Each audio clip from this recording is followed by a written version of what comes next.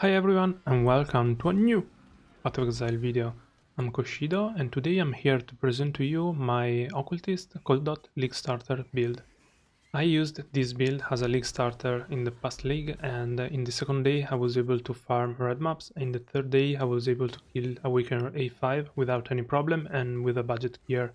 I think this build will perform very well this league because they didn't nerf anything, they didn't really buff anything, so it should be performing as the last league.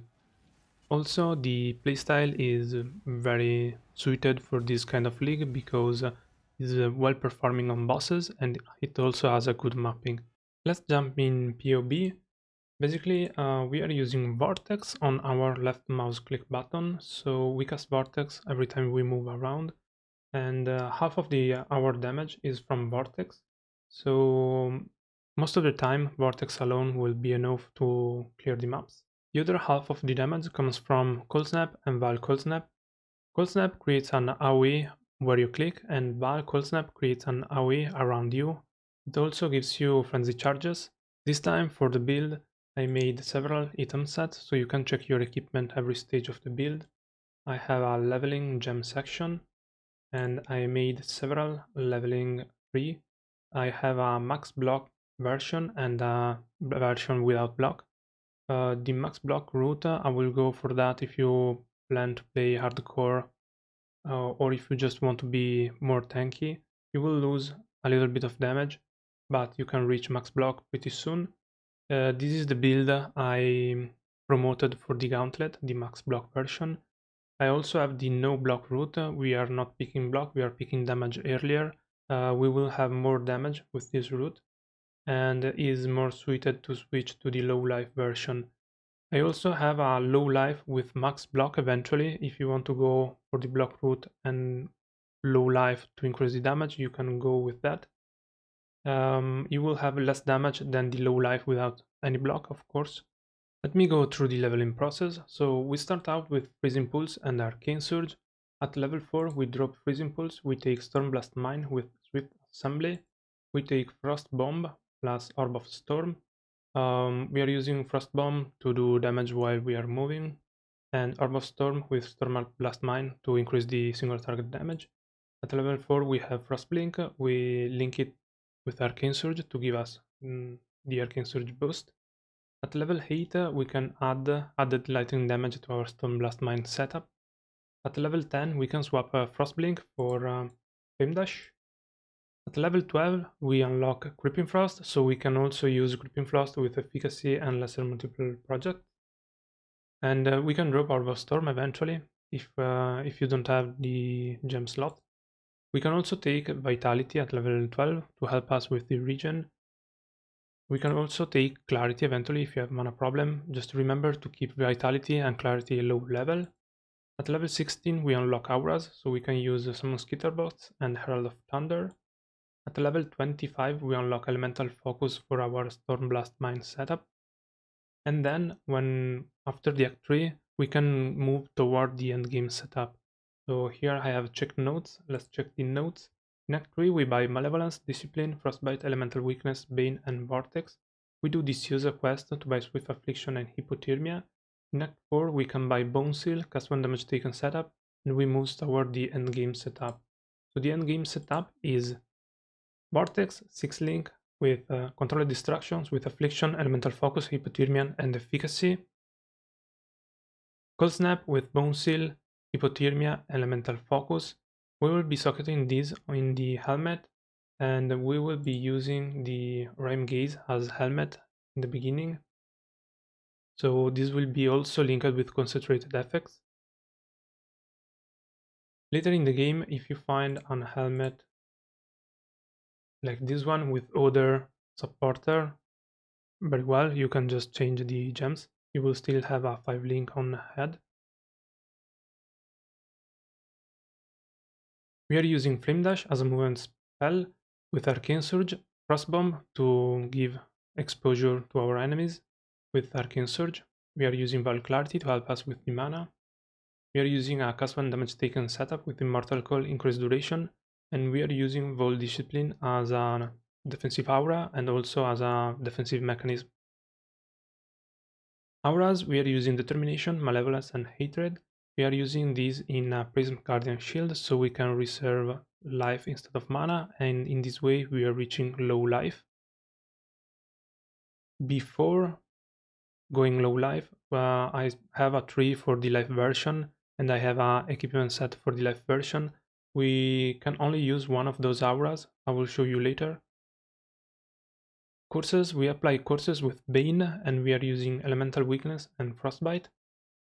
And then we should be having an onset ring. We are using some Mosquito bots to increase our damage. If you go for the max block version, you can use Tempest Shield instead of some Mosquito bots to help you reach the max spell block. Before showing you the tree, let me go through the equipment. So I have an entry level, which is the equipment I expect you to have after you kill Kitava 10. Actually, you will probably have better than this. This is just a life and some stat resistances. I have a budget life version, so this is the equipment you should have when you have the life version. In the first, you are going for the life version, and as soon as you have the equipment to switch to low life, you should do the switch. I have a budget low life. This is the equipment you'd need to go low life. Basically is a chevron. The rhyme gaze should be very cheap. Prism Guardian, and then eventually Mark of the Shaper plus an Elder Ring to boost your damage. This is not mandatory, but is very helpful.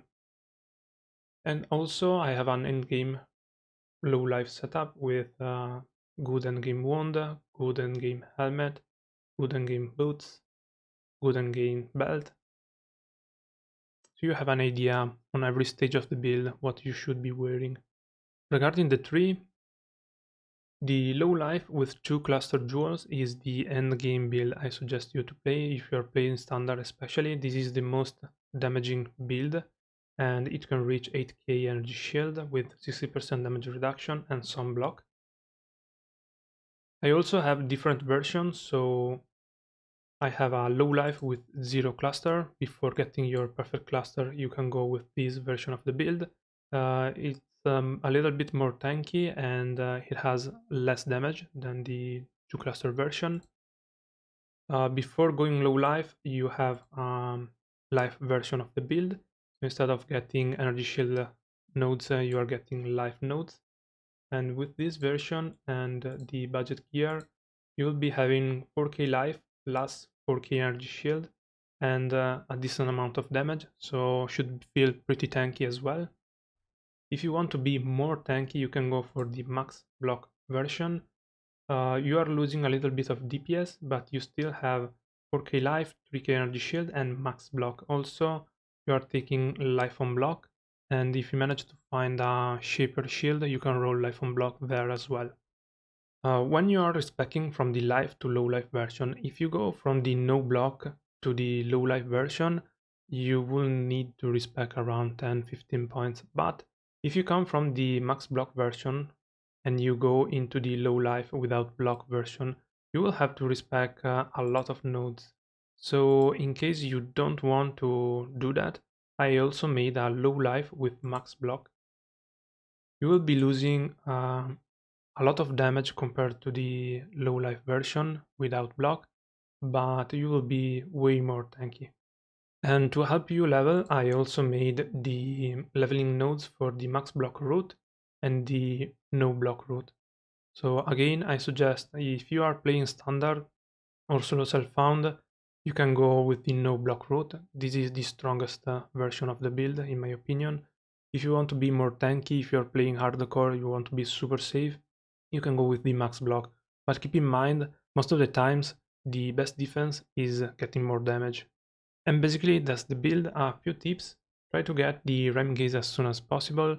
This league, I don't think there will be many people playing Cold DoT Occultist, not because it's weak, but only because there are other builds more popular right now. The Chevron and the Prism Guardian may be a problem to get in the first few days. I suggest you to do some heist and try to gather some currency and buy those as soon as possible because they give you a pretty big boost. One thing I forgot to mention, when you are in the live version, You don't have the mana to reserve everything, of course, because you are not running the Prism Shield Guardian. So I also wrote these on the notes eventually. With the live version, we have to drop one big aura, Skitterbot, Discipline, and run Clarity on low level. So we can do like this.